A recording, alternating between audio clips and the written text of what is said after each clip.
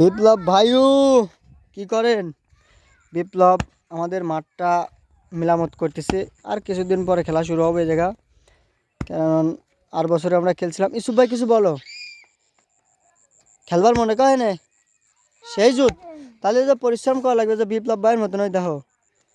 হ্যাঁ, পরিশ্রম করা লাগবে না, পরিশ্রম ছাড়া কোনো তো খেলা যাবে না। আসলে আগেই খেলতাম, এখন আর খেলবো দেখতে দেখতে দেখতে দেখতে দেখতে লজ্জার কথা কইলি কে?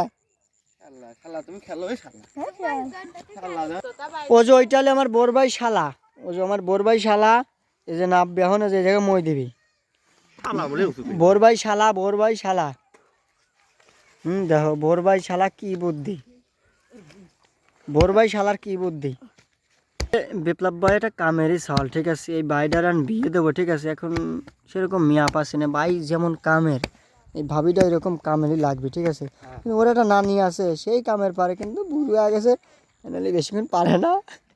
সেই জন্য আর এলি কিছু করতেছি না। যদি নানিটা পাইতে তাহলে নানির সাথে কষি দিতাম। ইসুফ ভাইয়ের মতামতটা কি জানতে চাই? খারায় না, খারায় না, লবলি চুইয়ে মারছে। ওই বাবা খারাইছে কোনে কাল্লা হেনে এবার নেট দেয়, বুঝলি বিপ্লব? এই জায়গা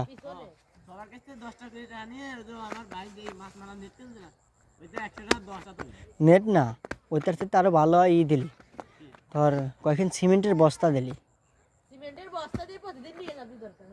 ফাইন হবে নি। আমার কথা শুন, যেটা দিয়ে নেট কিনবি তার থেকে কম ঢালেই পরে ইয়া যায়। এ হোসারে বামে শালা, তোর পারতলে বাস্তব বামে রে বলাই, তোর পারতলে বাম আছে, ওই পাশে ওই পাশে ওই পারতলে, ওই দে পার মধ্যে পড়তে, ওই দে ওই দে।